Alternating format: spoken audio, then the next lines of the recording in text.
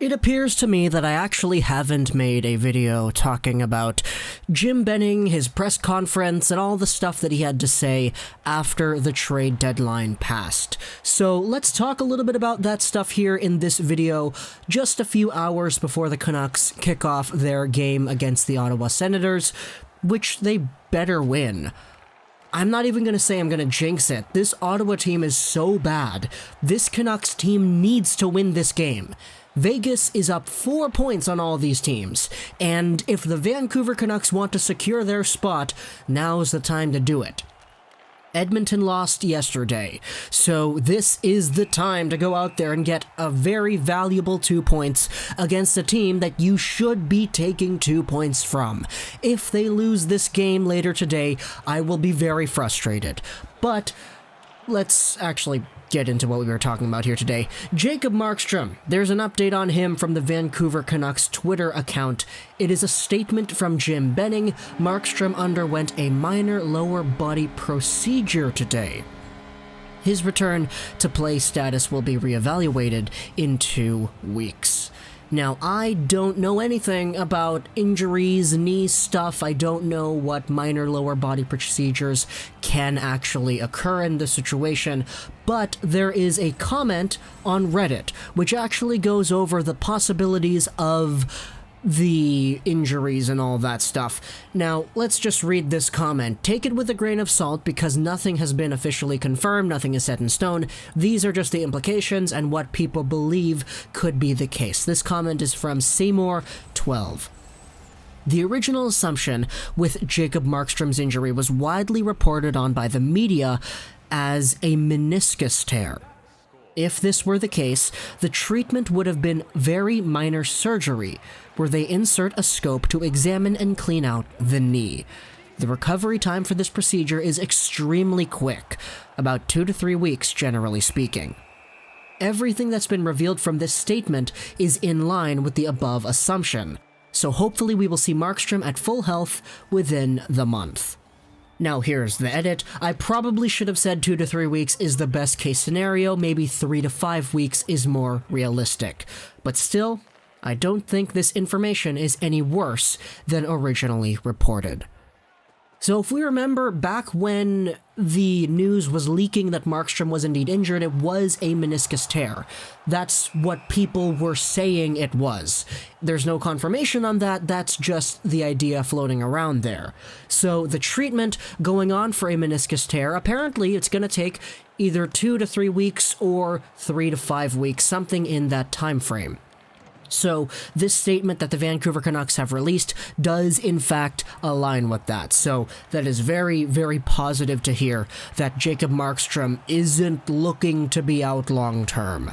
Obviously, we never know with these things. The Canucks' injury luck, it hasn't been as bad as it has been in the previous years, but still, with guys like Boeser, guys like Leivo, guys like Ferland going out long term, it certainly hasn't been great this year. Actually, I kind of take that back. This Vancouver Canucks D-core, for example, has been... Actually, I'm going to stop right there. I'm not going to be superstitious about saying the Canucks should beat the Senators today, but I will be superstitious about saying that our D-core has been playing a lot more games than they have been in the past. Specifically, a few guys with the names of Tanman and Eagle. Yeah, those guys. But there are some other news that we need to talk about when it comes to the Vancouver Canucks, and a lot of that was revealed during Jim Benning's press conference after the trade deadline. Now, I did read this, or excuse me, I did watch this, it was on TV, but I didn't actually make any videos talking about it because I feel like I wanted to marinate that news a little bit before actually digesting it. So, the Vancouver Canucks talked about a few trade options that presented themselves, specifically guys like Robin Lehner who were on the market, guys like Wayne Simmonds. Jim Benning talked about how, yes, the Vancouver Canucks were thinking about Simmonds, they had some discussions about Simmonds, but ultimately they didn't feel like they had the proper setup with their team to actually pursue that full on. Jim Benning actually mentioned a guy like Zach McEwen, and he said that McEwen brings the same similar physical attributes that a Wayne Simmonds can to a hockey team. That to me is very, very positive, and it's very nice hearing that because it shows that this management actually has faith in a guy like McEwen, who everybody watching the Canucks has been on his side as well. McEwen is a guy who can come over here, provide that physical presence, and he's something that exists within this team that makes Wayne Simmonds an unneeded asset because McEwen already provides the stuff that Simmonds can provide too. They also talked about Robin Lehner, and they actually said that the Canucks were indeed not interested in the slightest in Robin Lehner, or at least that's how it appeared to be with Jim Benning and his statements. Benning then talked about Troy Stecher, and he talked about how he really had no intentions of trading that guy. Now that to me is really, really nice to hear about. Obviously, the Barrie thing presented itself, and that was a really huge deal over here in this side of the country, but eventually, it doesn't happen. Benning says that he had no intentions to shop Stecher, but there were indeed other teams that were calling about Stecher. Now that kind of does align with what we were told earlier, that a lot of other teams were somewhat interested in the right-handed defenseman who was a pending RFA, but at the same time, with Troy Stecher and his comments that came out a little bit after the trade deadline and talking about how, oh, he's really happy to be a Canuck still, he's from Richmond, this is his hometown team, he wants to win a cup with this team, I think there isn't really too much to worry about when it comes to the re-signing front of things, because if there's any player who's going to take a hometown discount, it is, by definition, a Troy Stecher. Now, I have full faith in Jim Benning to actually make things work and not treat this like a Ben Hutton situation from last year, where Hutton walked because we couldn't reach an agreement with him after going to arbitration. But Troy Stecher is in a different boat. He's legitimately okay, whereas Hutton was just bad. Stecher is a nice player to have on your team. Obviously, a Barrie provides a different skill set, but at the same time, Stecher being on the market and teams having interest in him kind of goes to show how much value this player has in general within your team. So I'm happy that he's still here, and it appears that Benning is happy he's still here too, because he had no intentions of shopping this player. However, a player that he did have intentions of shopping was Sven Baertschi. Benning in this press conference said that he called other teams asking about, hey, we got this guy, he's in the AHL, he's doing pretty well. Sven Baertschi, you want him? Get him. And that's probably not how it went down in verbatim, but that's just how I'm filling the blanks in with my own head here. But Sven Baertschi is a guy who the Vancouver Canucks were attempting to actually send out. Not because he sucks, not because he is bad, but because of the same reasons they traded away Biega.